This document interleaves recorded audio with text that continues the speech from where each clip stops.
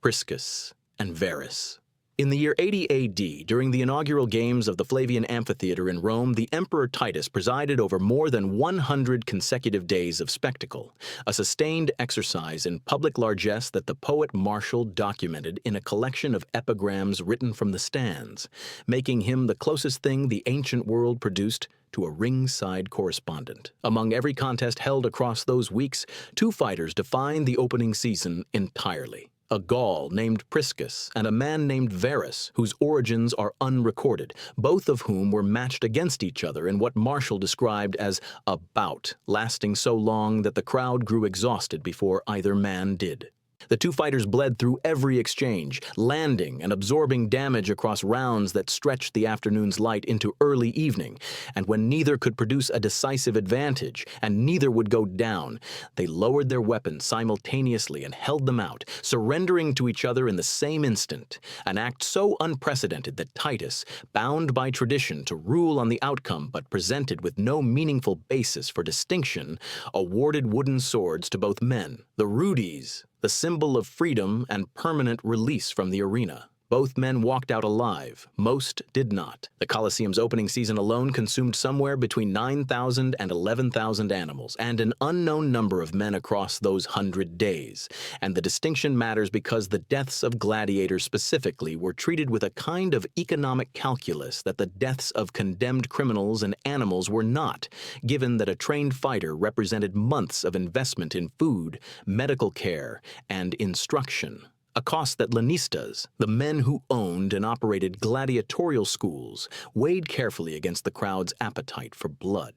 The decision to grant or deny mercy at the end of a fight belonged formally to the editor, the sponsor paying for the games, though in practice a crowd's sustained thumb signal in either direction carried enormous pressure, and Emperor's wedge overruled a sympathetic crowd too frequently did so at significant political cost. Commodus, who ruled Rome from 177 to 192 AD and who fought in the arena himself on hundreds of documented occasions, understood the relationship between crowd approval and political legitimacy better than almost any emperor before him, and he exploited it in ways that fundamentally redefined what the word gladiator could even mean. Commodus. The Emperor Commodus entered the arena under the name Hercules, fought in the morning sessions reserved for beast hunts, and claimed to have personally killed over 1,000 animals with a spear, a javelin, and a curved blade he had specially designed for decapitating ostriches from a moving platform, an activity he performed before senators seated in the front rows who were required by law to attend, and who reportedly chewed laurel leaves from their own wreaths to suppress laughter while their emperor worked. His gladiatorial bouts against human opponents were considerably less straightforwardly lethal because those opponents were generally provided with weapons made from lead or wood, and the accounts of the senator and historian Cassius Dio, who was present for many of these performances, described Commodus as a genuinely skilled fighter in controlled conditions, fast and accurate with a blade, possessed of reflexes that would have made him dangerous in any era, but operating in an environment designed specifically to prevent his death and to guarantee his victories, which did nothing to prevent him from demanding and receiving payment of 1 million sesterces per arena appearance from the public treasury. He declared himself a god in 191 AD and renamed the city of Rome, Colonia Commodiana, in his own honor. On January 1st, 192 AD, members of his own household strangled him in his bath using a wrestler named Narcissus, who had been his personal training partner for years, a man who had spent that time helping Commodus practice the kills he performed for crowds, and who was selected for the assassination specifically because he was strong enough to hold him down. Flamma. Among the fighters whose careers are documented in stone, a Syrian gladiator known as Flamma produced the most remarkable survival record that Roman funerary inscriptions have preserved, competing in 34 bouts over a career of roughly 9 years, winning 21, fighting to a draw on 9 occasions and losing 4 times in ways that left him alive, which meant his opponents had been defeated sufficiently to be rendered helpless, but he had persuaded or been granted mercy on each occasion. What makes Flamma's inscription unusual is not the win total, but a single repeated detail. He was offered the rudes, the wooden sword of freedom, 4 separate times across those 34 fights, and 4 times he refused it, choosing to return to the arena voluntarily when no legal or financial obligation required him to do so. The reasons were never recorded. His gravestone, discovered in Sicily and now held in a museum in Palermo, gives his age at death as 30, lists his victories in the clinical shorthand of Roman record-keeping, and names a fellow gladiator called Delicatus as the man who erected the stone, a relationship suggesting close friendship or something approximating it within an institution not designed to encourage either. Flamma died in the arena, though the specific circumstances of his final bout are not preserved on the stone. Marcus Attilius. In the 1st century AD, a man named Marcus Attilius entered the arena as a tiro, a first-time fighter with no recorded victories, and was matched against a gladiator named Hilaris, who fought under Nero's patronage and carried a record of 14 wins and 2 honorable draws, one of the more decorated active fighters in Rome at the time. The bout was documented on a carved stone relief discovered in Pompeii, which suggests that what happened was considered significant enough to commemorate permanently, and what happened was that Attilius won, handing Hilaris his first recorded defeat, and apparently doing so convincingly enough that the crowd called for mercy for Hilaris, which the editor granted. In his second recorded fight, Attilius was matched against a man named Ratius Felix, who carried 12 wins and 2 draws, and Attilius defeated him as well, producing the kind of early career record that would have made him one of the most valuable properties in his Lanista's school, and one of the most dangerous draws on any program for whoever was scheduled against him next. Beyond those 2 documented bouts, his record disappears from the historical evidence entirely, and the manner and date of his death, if he died in the arena, are not preserved in anything that survives. Spartacus. In 73 BC, a Thracian man named Spartacus held at the Ludus Magnus operated by a Lanista named Gnaeus Cornelius Lentulus Batiatus near Capua, organized an escape with approximately 70 other enslaved fighters, broke into the kitchen, armed himself and the others with whatever implements they could find, fought their way past the guards, and made it out onto the open road, where they found a wagon carrying gladiatorial weapons and took those as well. What followed lasted nearly 2 years and covered thousands of miles of the Italian peninsula, as the force Spartacus led grew from 70 men to somewhere between 70,000 and 120,000 people, destroyed 2 Roman consular armies in the field, and came closer to collapsing the Republic's military structure in Italy than any external enemy haw. He managed in a generation. Spartacus himself was killed in the Battle of the Silurus River in 71 BC, defeated by the legions of Marcus Licinius Crassus, and his body was never identified among the dead, which Roman historians noted with the particular unease of people who had spent 2 years being unable to stop him and found no comfort in an ending they couldn't confirm. 6,000 survivors of his force were crucified along the Appian Way between Capua and Rome, 1 cross every 30 or 40 meters for roughly 200 kilometers, and were left there as a statement whose intended audience was every slave who had watched the revolt from a distance and considered joining it. The Appian Way crucifixions were a deliberate demonstration, but Spartacus himself had managed the unusual feat of dying in battle rather than in the arena, which was not how the institution was designed to end for anyone who entered it, and which reflected the extent to which his war had transformed him from an arena performer into something the Roman state genuinely could not categorize. His original training had been in the Thracian style, which favored a curved blade called the sica, and a small rectangular shield, and the physical conditioning required to survive a Roman gladiatorial school meant that the men who followed him out of Batiatus's Ludus were, at the moment of the escape, among the most dangerous fighters in the Mediterranean world. That conditioning was not accidental. The training regimens documented at gladiatorial schools from the 1st century AD onward included careful dietary management, medical attention paid to injuries that would have gone untreated for any other category of enslaved person, and a structured approach to building strength and technique over months, all of which meant that the economic asset represented by a trained gladiator was simultaneously the greatest security risk a lanista could house. The medical infrastructure around gladiatorial training was more sophisticated than anything available to ordinary Romans of equivalent social standing, a fact that archaeological excavations at Ephesus made starkly visible in 2007 when researchers working at what had been a gladiatorial cemetery outside the city published an analysis of 67 skeletal remains that provided the most detailed picture yet of what arena combat actually did to the human body over time. The bones showed healed fractures that had been set correctly and had recovered well, evidence of surgical interventions that had preserved function in limbs that would otherwise have been lost, and dietary isotope analysis suggesting a high carbohydrate, high calcium diet built around barley and legumes that fighters apparently consumed in such quantities that Roman sources referred to gladiators collectively as hordearii, which translates approximately as barley men. They were also found to have significantly higher calcium deposits in their bones than the surrounding civilian population, consistent with a diet supplemented deliberately to accelerate bone density, a practice that would not have been understood in biochemical terms at the time, but whose effects were observed and reproduced empirically across generations of training. The Ephesus cemetery analysis also found that the fatal injuries preserved in the bone record were predominantly to the skull and neck, delivered with precision from close range, consistent with a killing strike applied after a fighter had already been subdued and was no longer capable of defending himself,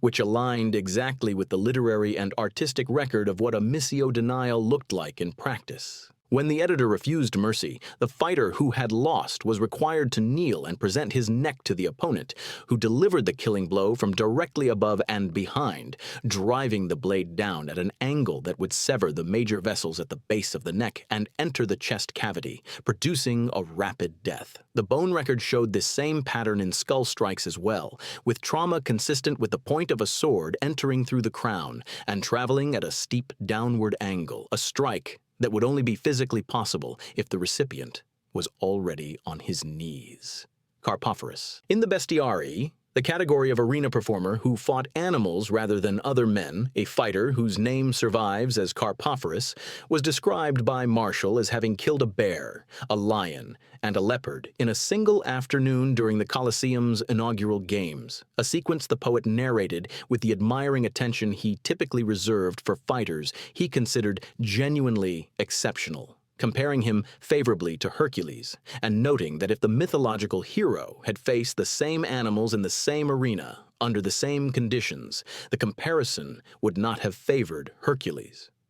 The logistical infrastructure required to produce this kind of spectacle was considerable, involving not only the capture and transport of large predators from North Africa and the eastern provinces, but also the underground hypogeum system beneath the Colosseum floor, which used elevators operated by counterweights to lift animals into the arena through trapdoors in a way designed to maximize surprise and prevent fighters from knowing in advance where the next animal would appear. Carpophorus was said to have killed 20 beasts in a single session on at least one documented occasion, and while Martial's epigrams are not a neutral source and his figures should be read with appropriate skepticism, the general physical demands of his account are consistent with what the hypogeum's capacity and the surviving program records suggest was actually staged during those games. The infrastructure of the Colosseum's animal delivery system required the labor of hundreds of workers operating in near-complete darkness beneath the arena floor, managing caged animals in confined passageways while the noise from the crowd above came down through the wooden planking as a sustained vibration, a working environment that produced its own casualty record entirely separate from anything that happened on the surface. The animals themselves, having been transported from distances sometimes exceeding 3,000 miles in wooden crates on ships and then overland by cart, arrived in conditions that made them simultaneously weakened by the stress of transit and more unpredictable in behavior than they would have been in their native habitat, which meant the margin of error for the men moving them through the underground passages was essentially zero. Handlers who lost control of an animal in the hypogeum had no useful options, since the passages were narrow enough to prevent the lateral movement that might allow escape, and the animals were large enough that a lion or bear working within that confined geometry represented a force that training and experience could not reliably offset. Tetraites Among the gladiators whose names appear across multiple separate archaeological sites in the Roman world, suggesting a career of unusual length or public prominence, a fighter named Tetraites occurs on pottery, glassware, and wall inscriptions from sites in Britain, Germany, France, and Italy, making him one of the most geographically distributed names in the gladiatorial record and indicating that his reputation extended well beyond the city or region where he primarily fought. His name appears alongside an opponent named Prudes on a fragment of green glass discovered in Colchester, England, which had been produced as a souvenir of a specific bout, the ancient equivalent of commemorative merchandise, and which recorded the outcome with the abbreviation used to indicate that both men fought to a draw, and both were allowed to leave the field alive.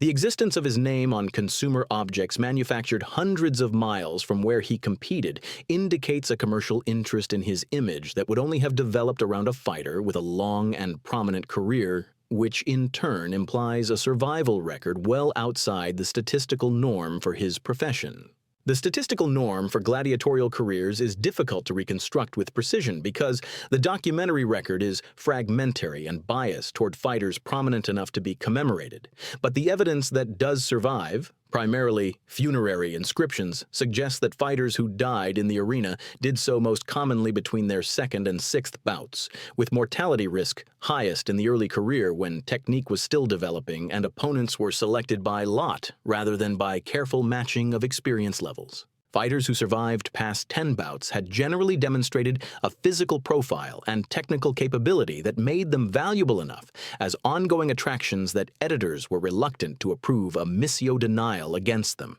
creating a degree of accumulated protection that came with success, though it did not eliminate risk entirely and could be withdrawn at any moment by a crowd in the wrong mood or an editor seeking to make a political point. The role of crowd psychology in determining outcomes was documented by multiple Roman writers, and the accounts converge on the observation that Roman audiences were not uniformly bloodthirsty and in many well-documented instances showed strong preference for keeping a good fighter alive, particularly one who had performed with visible courage regardless of the final outcome of the bout, a quality the Romans called virtus, and which the crowd could apparently evaluate with considerable consistency and sophistication. Seneca, writing in the 1st century AD, complained at length about the moral corruption of arena crowds, but his complaints were directed specifically at the midday executions of condemned criminals, which he found brutal in a way that the gladiatorial bouts themselves, with their structured conventions and possibility of mercy, apparently did not provoke in him to the same degree, a distinction that suggests even among Roman intellectuals who found the arena troubling, there was a perceived difference between performance combat and mass killing. Hermes, another fighter catalogued by Martial in his 8th book of epigrams, was a gladiator named Hermes, whom the poet described in terms that read more like a talent profile than a celebration, noting that he was skilled with 3 different weapons rather than just the one prescribed by his fighting class, that he was a reliable source of income for his lanista, because his appearance guaranteed a full house regardless of what else was on the program, and that he was capable of defeating opponents without killing them and equally capable of killing when the crowd demanded it. The specificity of Martial's description, which includes details about weapon handling and crowd economics, suggests either direct personal knowledge of the fighter or access to the promotional material that Lanista circulated to generate advance interest in upcoming games. Hermes appears only in that single poem, with no gravestone inscription or other archaeological confirmation of his career, and whether he died in the arena, retired on the Rudes, or simply passed out of the record the way most people do remains entirely unknown. The practice of granting the Rudes was not purely ceremonial, and fighters who received it and then returned to the arena voluntarily, as Flamma did and as multiple other inscription records confirm, were exercising a choice that a genuinely free person could make, but that also suggests the arena represented something for those individuals beyond captivity or compulsion, possibly the only context in which their skill had an an audience, and their identity had a recognized public form. The Roman legal system formally classified returned volunteers as infames, persons of diminished legal standing, grouped with actors, prostitutes, and auctioneers, meaning that the social stigma attached to arena performance was real and codified and did not disappear when a fighter distinguished himself, which aid the voluntary return of men who had already earned their freedom, one of the stranger recurring features of an institution not otherwise designed to encourage willing participation. Spartacus's contemporary, a gladiator named Crixus, who had escaped from Batiatus's school alongside him and commanded a separate division of the rebel force, was killed in battle against the Roman consul Lucius Gellius Publicola in 72 BC. And Spartacus marked his death by holding funeral games in which captured Roman soldiers were forced to fight each other to the death, while the surviving rebel army watched, an inversion of the arena dynamic that multiple Roman historians recorded with evident discomfort, noting that Spartacus had turned the entertainment of the ruling class into a vehicle of mourning for the enslaved, and had done so with the formal structure of Roman spectacle intact, including the role of editor, the matched pairs, and the fatal outcome for the fighter who lost.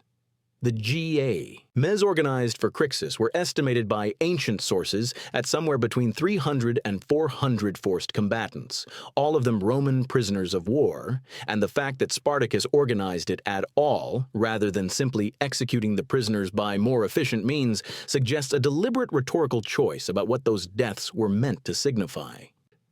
Spiculus. Among the fighters who attracted the sustained personal attention of an emperor, a gladiator named Spiculus earned the direct favor of Nero, who awarded him palaces, estates, and wealth on a scale more typically associated with successful military commanders, treating him as a personal champion in a way that blurred the formal social boundary between admired spectacle and legitimate honor. Spiculus fought under Nero's sponsorship across multiple public games during the 60s AD and accumulated a record significant enough that his name remained in public circulation after Nero's fall, which is ultimately what made the end of his story take the shape it did.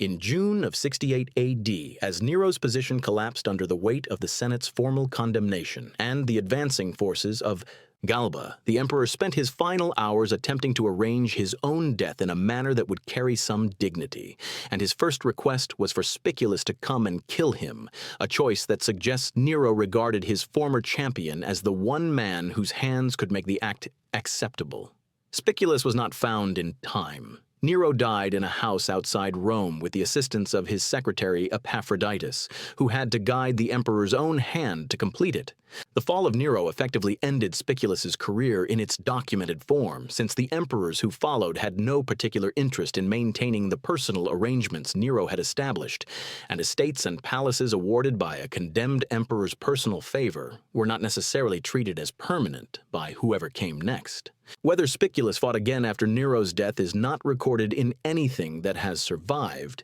and his name drops out of the historical record at roughly the same point that Nero does, leaving his final years entirely unaccounted for. His trajectory from arena fighter to property-owning imperial favorite to apparently discarded figure within the span of a single reign encapsulates something about what the relationship between gladiator and patron actually was in structural terms, which is to say close enough to generate genuine loyalty on Nero's side and fragile enough to dissolve the moment the political context that sustained it ceased to exist. The Colosseum, formerly the Flavian Amphitheatre, held between 50,000 and 80,000 spectators, depending on which tier of seating was being used and how tightly the crowd was packed, making it the largest entertainment venue in the ancient world by a margin no subsequent structure would match for over 1,000 years, and its construction, begun under Vespasian in 72 AD and completed under Titus in 80 AD, was financed in part by the spoils of the destruction of Jerusalem in 70 AD.